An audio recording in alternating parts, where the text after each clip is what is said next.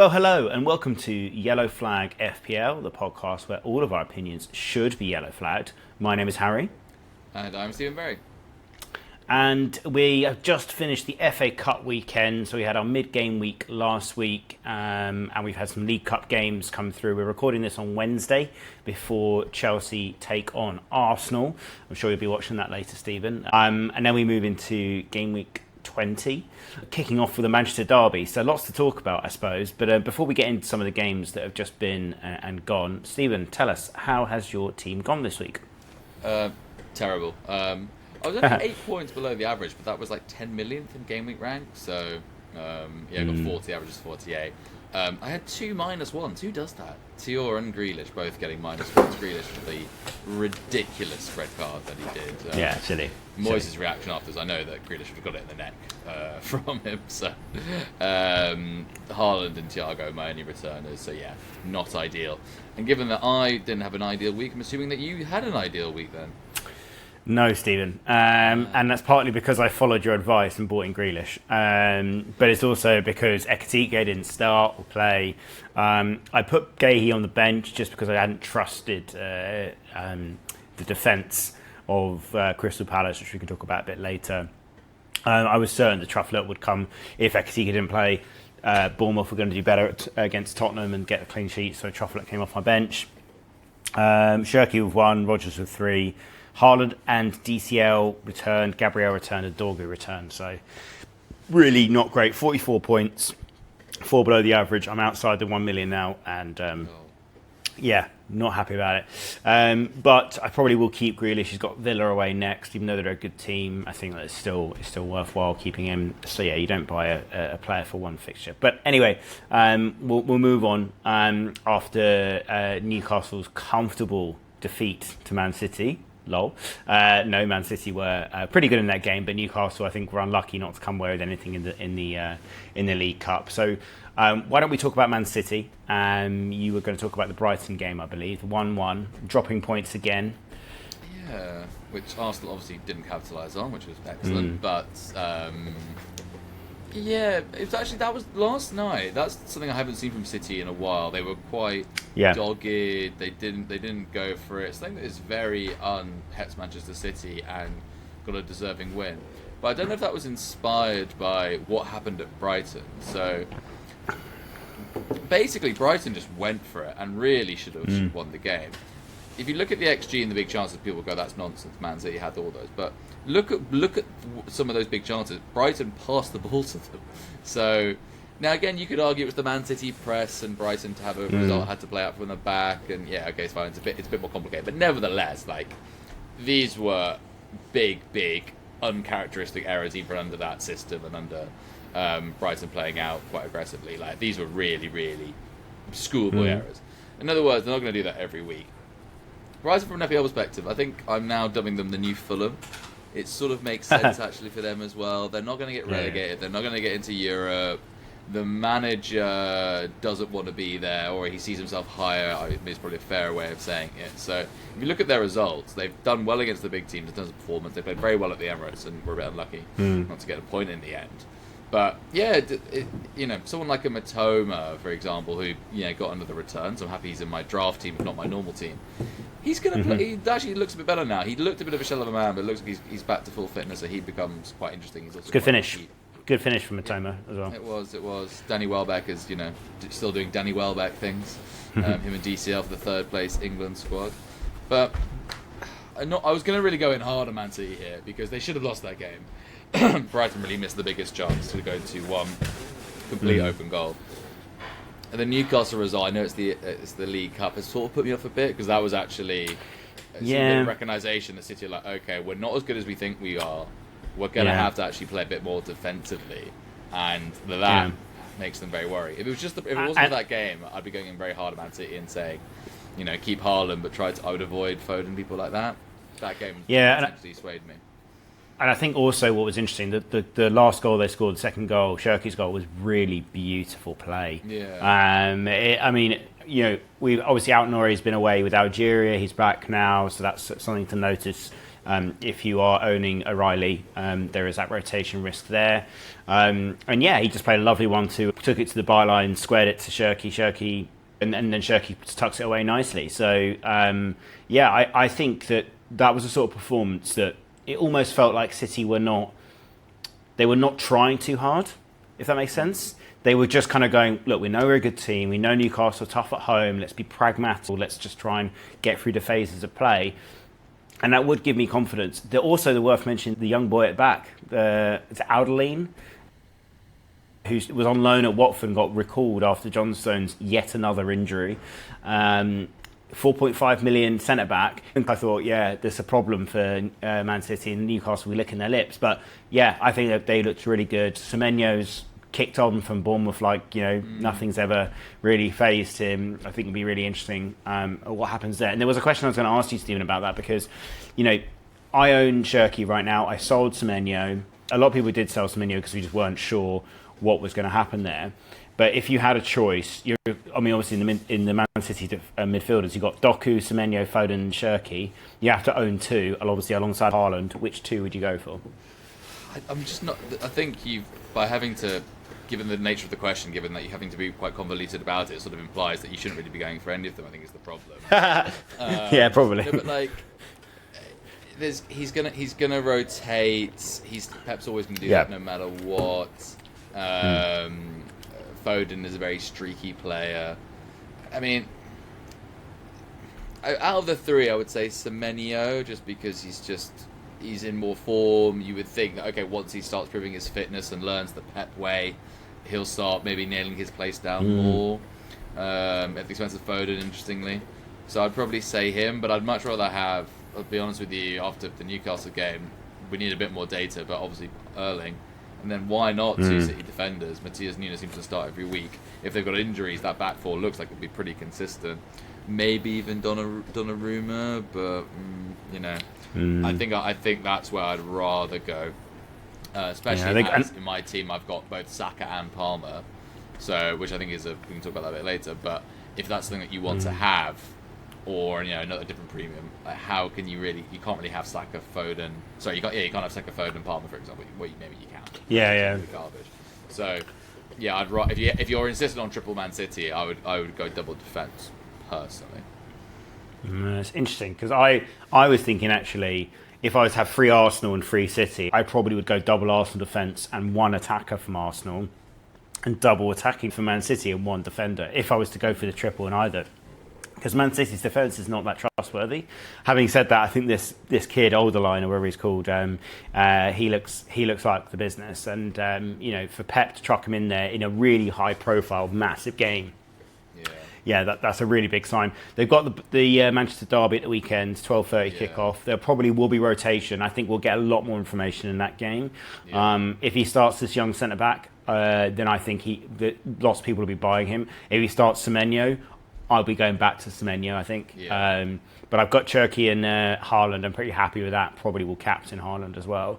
But you never know. Maybe Michael Carrick will get them up and playing, and we could see an upset. We don't know. Yeah, just a quick summary. Brighton are the new Fulham. Don't be put off by playing their attackers against big teams. Don't play their defenders because they're going to go for it and lose or win 4-3. So but Toma looks interesting. Gomez is still quite cheap and seems to have his place nailed down.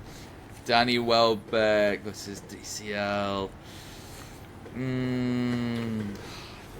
think I'm leaning towards Danny Welbeck, if I'm honest with you, but that's pretty tough. But generally, I don't think having a front three of Welbeck, DCL, and Haaland would be a bad thing. I think that's actually quite a decent run in for the rest of the season, to be honest with you. But in other words, don't rule out Danny Welbeck. Don't have their defenders. At Brighton, that's what I'd say from an FPL perspective. Yeah, I can hear the pain in your voice by recommending Danny Welbeck as being. I like Danny Welbeck. All Arsenal fans wish him well, and I'm very much part of that. Cool. Well, he's not done well in the last couple of weeks, to say the least. But he does have some quite nice fixtures coming up, and he's 6.2 million. And as I'll cover later, most of the forwards in the game are pretty garbage, so it actually does open ourselves up quite nicely. But seeing as we mentioned DCL, and I want to talk about him a little bit, let's talk about the Leeds-Newcastle game. What a game. Did you know that in Premier League history, it's the only second time that a team has been leading 3 times in the game and still manages to lose? Do you know who the other team was in the other occasion? That stat obviously did the rounds on Twitter very well, because I was going to ask you that question if you knew who it was. It was, of course, Leeds. And it was against Spurs. It was against Spurs in 2022, yes, indeed. And a 4-3 in that game as well, so pretty mental. DCL's hauled in this game. He's obviously got the pen, and he's got the assist. I think DCL was still a buy. I was questioning it last week or the other week that maybe he was going to get too expensive and sort of into that category now. But I think a Haaland, DCL, Thiago front three, perfectly reasonable. Arguably, you could go Haaland, DCL, Krupi or Mane and plough your money into midfield. I think they're quite happy with all of that. Aronson, I think, is interesting. Scored 2 goals in this game. He's always passed the eye test, but often is so inconsistent. And so I'm never really that tempted to buy him. And also the other thing to mention, you've got to think he is competing with the likes of Saka, Tavernier, Wilson, Anderson. So I think it's a tough buy for him. But Goodmanson is looking pretty nailed on, so I'd get him if he wanted some bench fodder. But I'm a romantic, Stephen, as you know. James Justin hit the crossbar. So I'll be looking at him. What did you think of the game? Yeah, I think you're right. Arison's also on my radar as well. He's gotten in his last 5 games. He's technically got a return in all of his 5 games, but the Liverpool one, he got 3 points in Leeds. Everyone's sort of written them off. So, and I think the interesting about Arison is that he's one of the few players in the Premier League playing just as a proper old-fashioned number 10. So he has lots of space in the hole and can do what he wants. I agree with you. He has been a very inconsistent player, but you could always see there was some talent there. So I actually think he does become interesting. You are right, he's playing with Harry Wilson, but I'm refuse to believe that Wilson at Fulham is doing this. I'm just not accepting this. That run is ending. Yeah, I think Arison would be like, I don't know, let's say you wanted Haaland, Watkins, and you want to go big. In other words, he's definitely now in contention for that cheap midfielder spot. I would still rather have a Grealish. I'd still rather have Granit Xhaka. I'll take him over Wilson. I'm not accepting Wilson. I'm just refusing to believe that.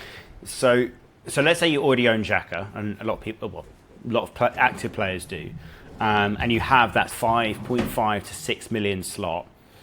Can you put them in rank them in order? Anderson, Tavernier, and Anderson.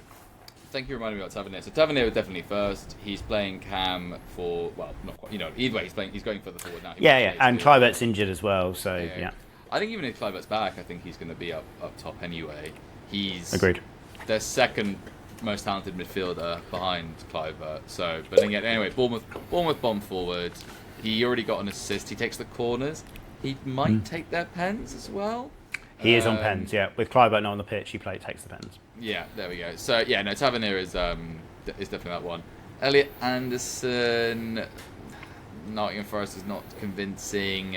If you're just farming Defcons, I'd rather have Xhaka, for example, or even people like Palhinha and Casemiro who are doing other things and get more Defcons than Elliot Anderson does. So he's definitely, what was it? Tavernier, Anderson, and Aronson. Yeah. Yeah, I'd say Tavernier, Arison, Wilson, and then Elliot Anderson last. Yeah, okay.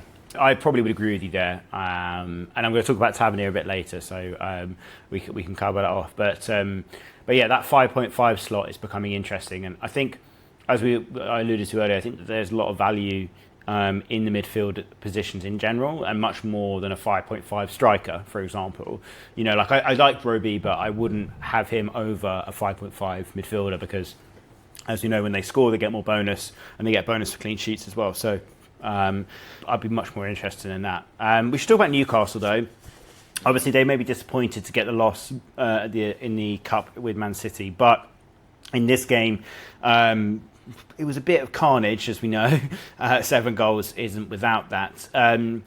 Bruno Guimaraes. I mean, it can't keep going on like this, Stephen. It can't. Yeah. It's a penalty and an assist, and it's basically him or Rice, right? And there's just no contest. You go for Declan Rice, but Bruno keeps hauling. What are we supposed to do about this? Just keep ignoring him. He can't if you watch it, I watch it, he does spray some really nice balls. You're like, oh okay, but then when he scores, he just sort of appears in the box somehow. It bounces off his arse and something, and it goes in. Like, no, he surely can't. It's gone on for too long. No, I think with Wilson, I'm just refusing to accept this. I will say again with Newcastle, there was a big game for them last night, right? That was really, really important for them. I can't remember who they played in. I think it's in the FA Cup, but I just they got Villa. They got Villa in the cup. Yeah, they got Villa in the FA Cup. Breaking down there, they've got loads of injuries at the back. I mean, the Newcastle player I quite like is Miley, just because he's very cheap and he looks like he's going to play more often, and he's just looks like a very tidy youth player. But again with Newcastle, they're doing well in the Premier League in terms of they're sort of around the Champions League places, but they're just going to break down again. This is the problem with them. And then you've also got Voltemade and Whistle rotating. Harvey Barnes gets a brace and doesn't play. Yeah, I just think there's too many question marks over their players, other than Miley because he's cheap. And actually, I've still got Tiora in my team, but he's probably going to have to go because I think they're running out of defenders, Newcastle. So I think he's pretty good for DEFCONs, but I think his defence is going to go, and he's 5 million. So there's got to be better options there. So I think Newcastle might be able to starting to break down. I would say. Yeah, so my sort of 3 that I would put on a watch list as people that I know are going to start would be Hall, and Pope, and they're all about the same price. I'd probably put Hall as the top of that list because him and Teal sometimes Hall gets similar DEFCONs, which is insane. And yeah, Harvey Barnes is a frustrating player. I mean, if he started every week, 6.1 million, 1.4% owned. I mean, it'd be a no-brainer, wouldn't it? I don't know why. I mean, I guess he's rotating because he's only got a certain number of bodies. And I think Dan Burns said on the coverage of the EFL Cup, we haven't got the bodies in the team, in the squad, to compete on all fronts. So the Cups are the biggest target for them because they know that's a chance for them to do something, which is really refreshing honesty and probably accurate for us in terms of our decision making. But I think Voltemade and Wissa are just a sell. You just can't own them. It's too inconsistent which ones play.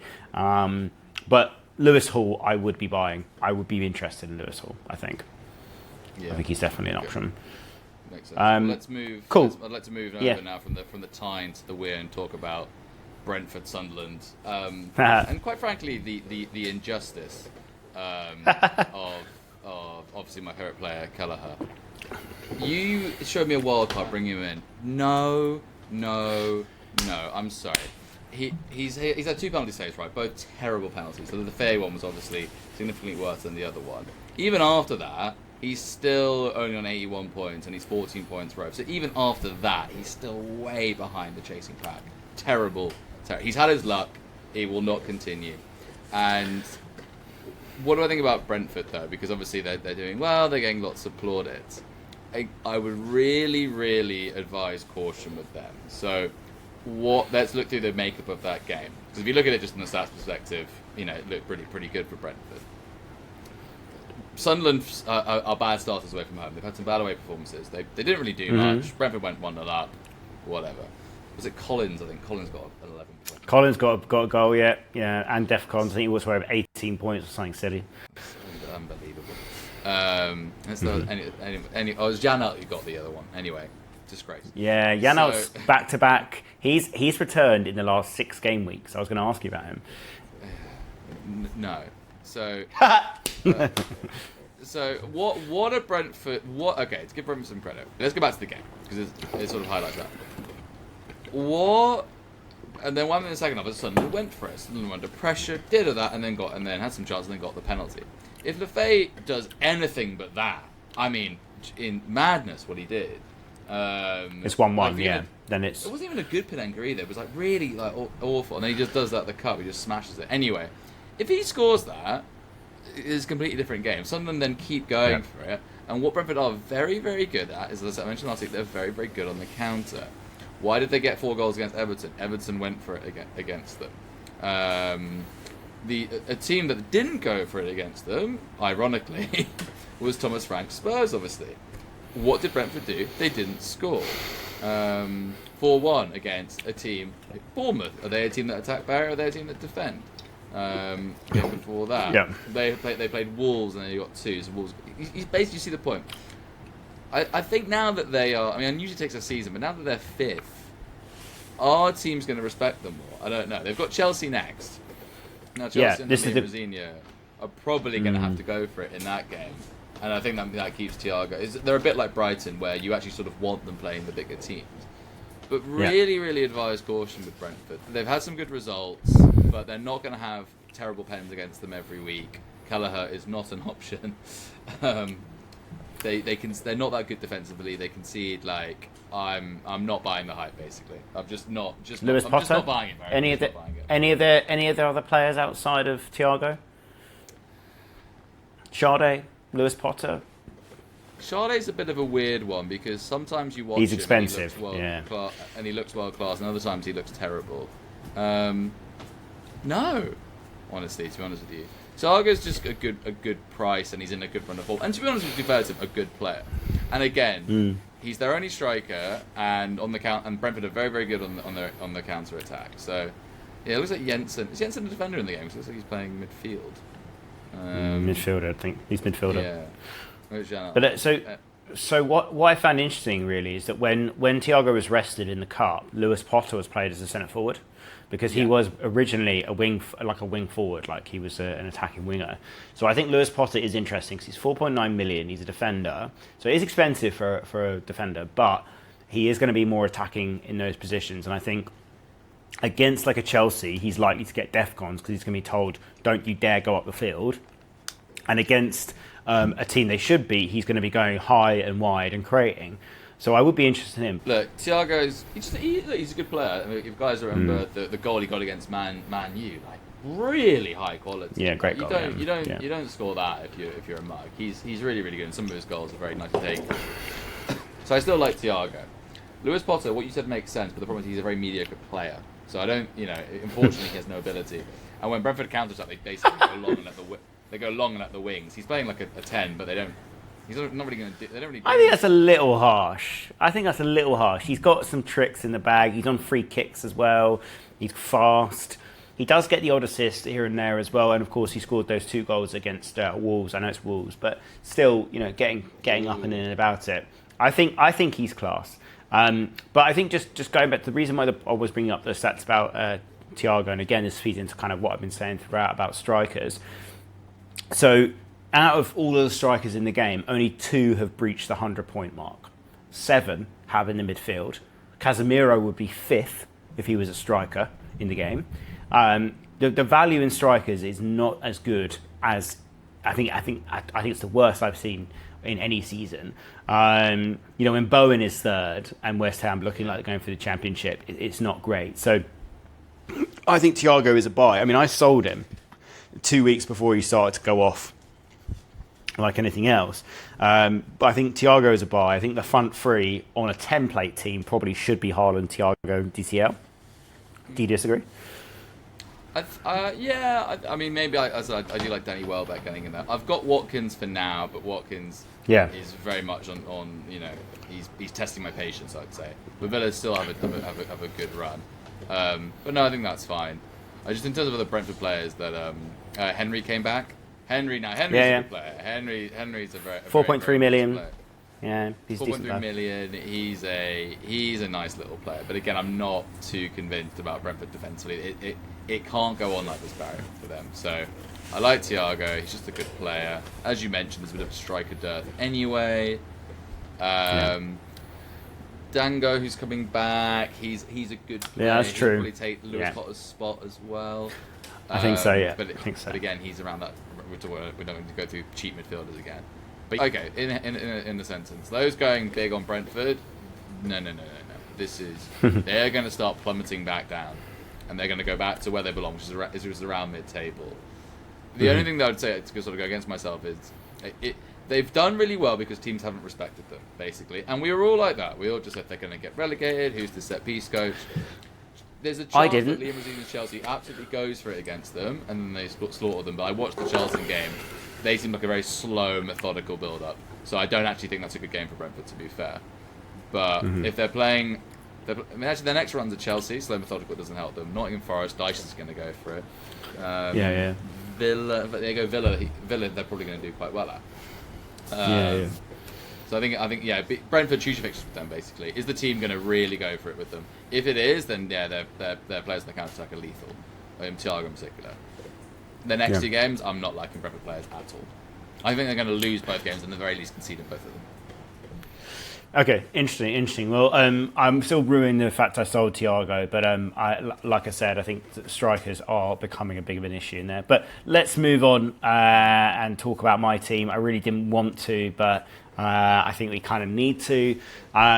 So, interesting enough, before this game, Van der Ven went up in price. Who's buying him? Who are you, and why are you doing that? It is a terrible decision. Stop doing it. Spurs can't defend for shit. Dr. Tottenham is in full swing. Bournemouth hadn't won in 11 games or something silly. Step forward. We got West Ham next. West Ham, right? Do you know what? They need 3 points to catch up with Forest. Dr. Tottenham will see you now. Honestly, ridiculous. The game was just a nightmare for us. And then to top it all off, Frank drinking out of an Arsenal cup before the game. It was just a shit show from the off. Romero's got DEFCONs in this game, but then, of course, slagged off the board. Wouldn't be surprised if he's sold in the summer. Senesai as well, got DEFCONs again. I know you're not big on him. He's a bit too expensive for my liking as well. And obviously it was nice for Semenyo to get the winner as well in his last game. I sold him for Grealish, so thanks for that advice, Tim. But I think obviously the number one person we need to talk about in the Bournemouth team, or number two, we mentioned Tavernier, but we've talked about that a bit. It's probably Krupi. Now, you said he would start alongside. He did. Given that Semenyo's gone now, given that Kluivert's injured, now I will health warn this. Bournemouth are probably going to buy someone in this window. They haven't got 65 million quid from City, and they're not going to do anything with it. They're definitely going to do something. They have to. With Kluivert being injured, they need it reinforcement. They can't be relying on David Brooks, although he has been playing pretty well recently. So, I don't think if they just to use the old January transfer window FFP or whatever it's called now. Bournemouth, I remember reading they spend 90% of their income on salaries. They made a lot of money selling their entire backline and bought no one. So when they had all that money in the summer and bought absolutely no one. You've got to remember it's 10,000 seats or whatever it is. I don't think they're buying anyone, and if they are going to buy anyone, it's not going to be a big signing. I reckon they might buy somebody a bit cheap. Kluivert's not injured for that long. I think Tavernier and Krupi are basically nailed to start every week in a very, very attacking team. Doesn't matter if they win or lose. They're true. They're going to keep scoring. And Krupi took his goal really nicely against Spurs. And obviously the question that everyone's going to be asking is it him or Mane? Which one would you choose? It's got to be Krupi, surely. Yeah, I'd probably say. I think if I'm owning either, I'm more likely to play Krupi than I am Mane. Put it that way. Yeah. So as we said last week, you're not going to start Mane even if you own him. So I think Krupi's a buy, and I think Tavernier as well. When it comes to Spurs, sell all the assets and never buy them again. No, joking. Sell all their assets, but man of the match in this game was Matthias Tell. Now I know what you're thinking. He's an absolute donkey. And he is, but he works really hard. And they do have the next two fixtures of West Ham and Burnley. And if you were, for some reason, wanting a Spurs asset, I think Matthias Tell would be a really interesting differential. He's 6.2 million. But invariably, I'd rather have Rishi. But for some reason, Frank isn't playing him. He isn't starting him. But even though when he comes off the bench, he just causes absolute carnage. And I also think it'd be really interesting to see where Gallagher, at time of recording, we believe that Conor Gallagher is in London doing a medical. So I believe we will sign him. I think he will add legs to the midfield, but obviously we've lost Bentancur, so will we run another player into the ground? Kulusevski, still not, he got an injection this week. Apparently he might be available in 3 months or something, I don't know. So if you were, for some reason, looking for a Spurs asset, I'd go for Matthias Tell or Wishy. Not Dominic Solanke. Interesting, because he did come off the bench, and he is playing a bit more. I really like Dom.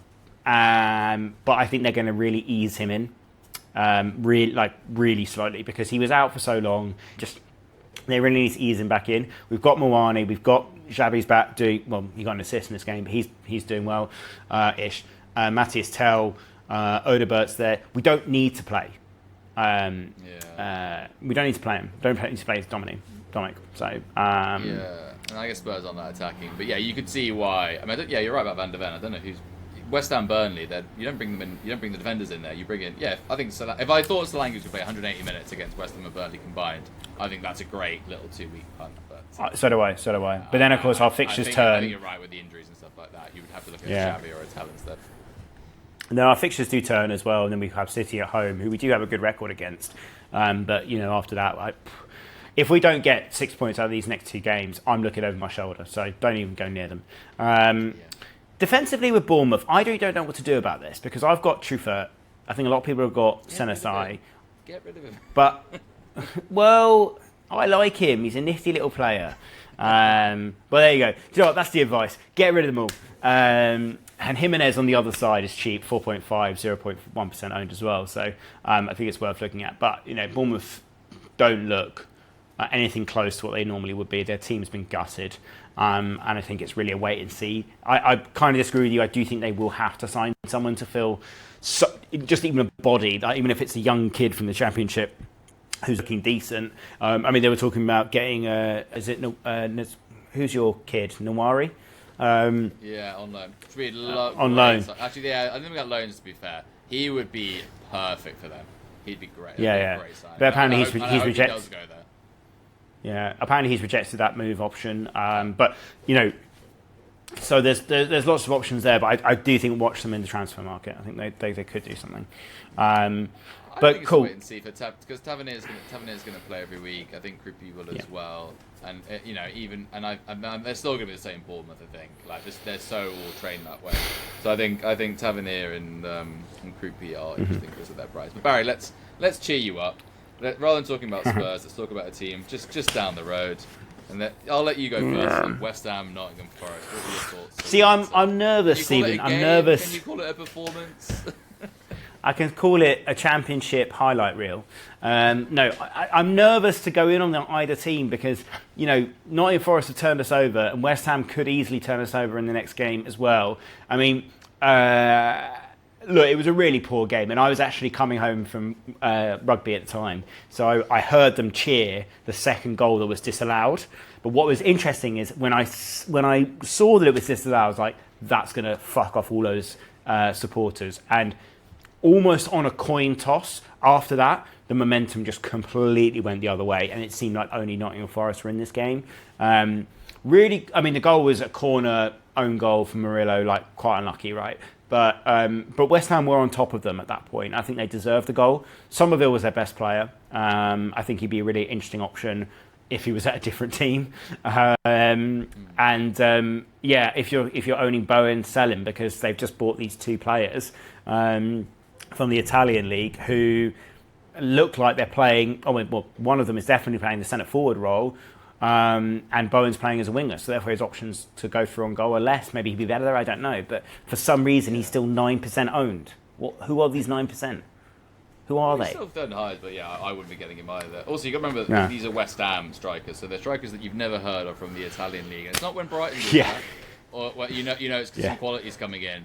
Castanelas has already looked garbage already. He is. The other guy, I've never seen him play a minute in my life, but I can guarantee you he'll be shit. If West Ham have I think one of them, he'll be shit. I think one of them had only been at the Italian club for 6 months, and they bought him for less than $1 million. They sold him to West Ham for 20 or something silly. So I really don't think. It sounds like a very West Ham signing. Also, interesting to note, Callum Wilson looks like he's going to be released, which is interesting, weird in a lot of ways. But look, West Ham are destined for the Championship. Target them to shit, apart from in their next game, in which case, Max Kilman, great option, because Spurs can't score for shit. But yeah, they weren't good. Worth mentioning about Forest, they looked a lot better. I know we said that the Dyche bounce had kind of died off a little bit. And again, I guess West Ham, how much do you judge that? But 4 players got DEFCONs in this game. Morgan Gibbs-White obviously got the winner and 2 bonus. Really dodgy pen. I don't think that was a pen. I think that's just good clearance from the keeper. I think it's just, come on. It's soft. It's a contact sport. I think it probably was just about right. But yeah, it wasn't stone wall, but it probably was about right. Yeah, I'm not sure. Not so sure. But look, if you were selling Semenyo because you weren't sure about whether he was going to start against Man United, I think Morgan Gibbs-White could be a really interesting option. I mean, their run is quite nice. Brentford, Palace, Leeds, Wolves. And it's a really important run for Forest because if they get 10 points out of those 4 games, you'd probably say they're safe, right? And then, they can start relaxing a bit more. And obviously with teams that relax, they generally become a bit better, a bit more uncompromising in certain ways, but try not to complicate things too much. And I think, so I would look at that. I would look at Morgan Gibbs-White if you had that sort of slot. He's quite expensive, but I would look at that for sure. And I wouldn't go off earning a defender at Forest. I think they look okay. I wouldn't be looking at him. I think it's the same thing as FPL beforehand. Target these teams, both these teams, very aggressively. Not also like West Ham have really given up to only have 30,000 fans there when they sold every ticket, and you not showing up for that game. That's not good. Yeah. I mean, again, honestly, I would target both of them more than I would target Wolves. Genuinely, I think West Ham in particular, they are an absolute shambles. I would argue they've gotten worse under Nuno.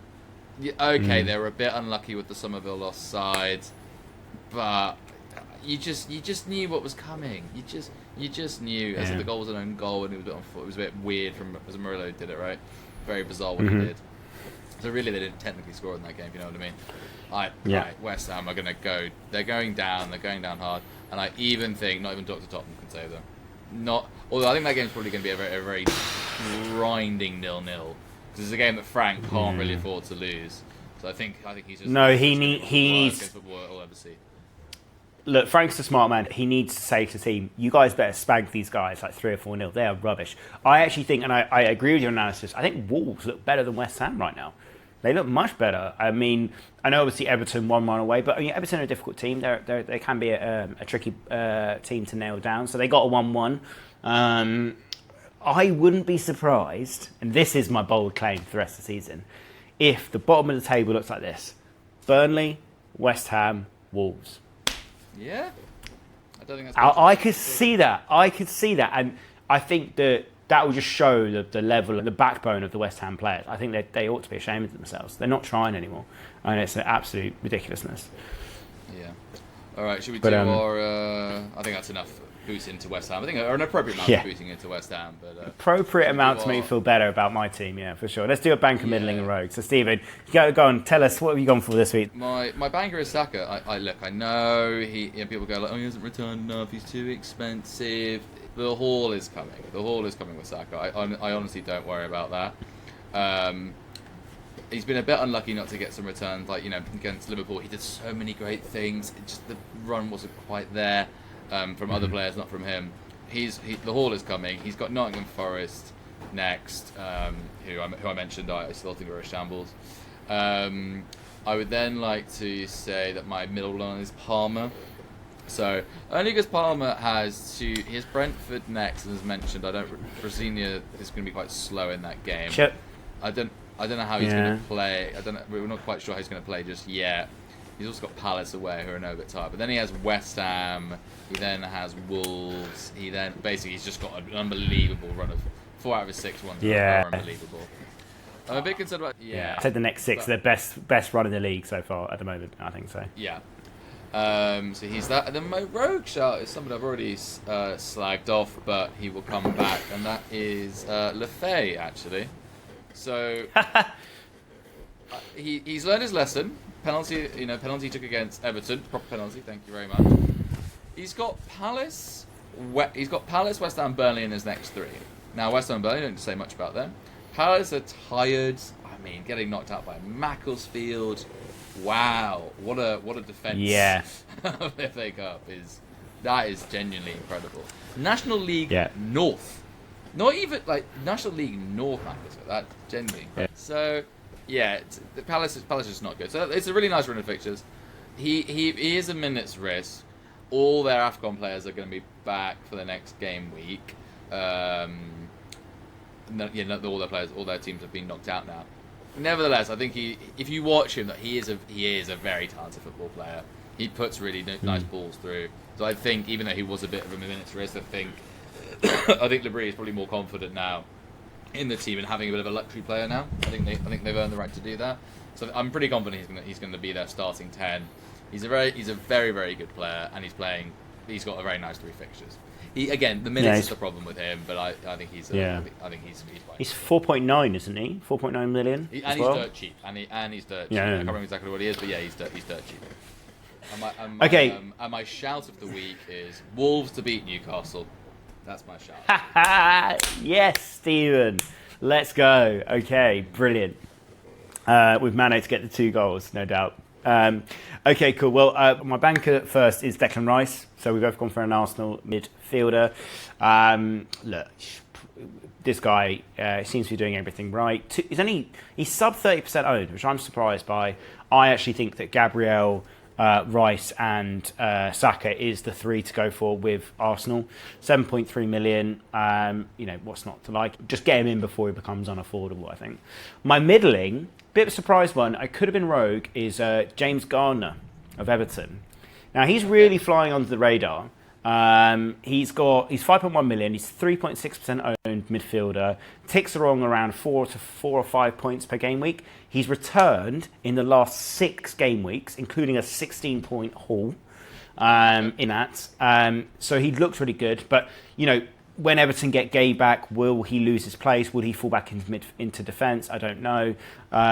And it's not the easiest run, which is partly why he's in the middling, and he's not really a glamorous signing. They've got Villa next, and then Leeds, Brighton, Fulham, Bournemouth, Man U. It's not bad, actually. I think that's pretty good. It's not bad, but these are fixtures that Everton could easily lose. We know that. They have those sort of freak results in there. But he gets DEFCONs nearly every game. I think he's worth a look. And then my rogue shout is a Chelsea player, again capitalising on the great run that they have, and that is Hato, who is one of their wing-backs. One of their many wing-backs that they signed. The new manager has been very complimentary of him.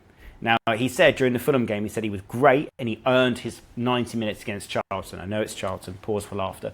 But, I think he won't play in the Arsenal game because it's too green. They'll probably play someone a bit more experienced in that position. But then that means he will be free up and able to play against Brentford. And then, of course, as discussed, he's got that great run.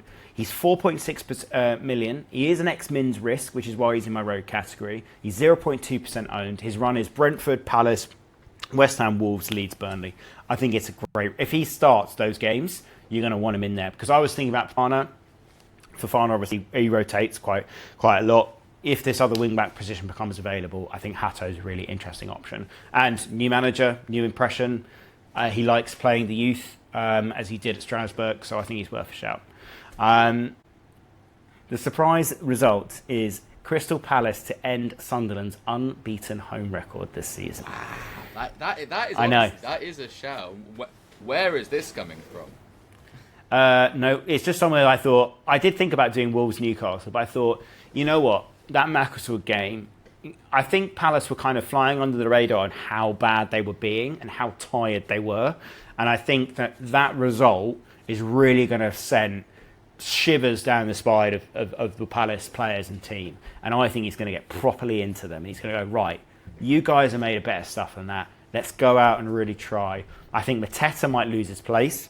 And I think he'll play the kid up top and just go full turtle defense. If you're a gamer, you'll know what that means. But basically, just go full counter attack and go for it from there. So I think that could be interesting. I like a rogue player shot. I think that's actually very. I agree. There's a lot of stuff I agree with there. I think if he does start, he could be interesting. Cucurella is he going to be banned for 3 games as well?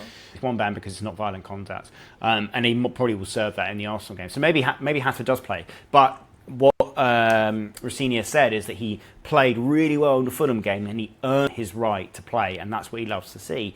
Now, if I was Hato, I'd be sitting in training sessions going, look at me, boss, look how much I'm working really, really hard to try and dislodge the Gustos and all the rest of it. And James plays in the midfield a lot of the time, so I think there's a good chance that he plays in the game. And the manager's been brought in to play youth players, not to win. So yeah, fine. It'll and then sell those youth players for massive profits. Okay, cool. Well, let's leave it there before we slag off another London club. So yes, we've got the game week coming up in game week 20.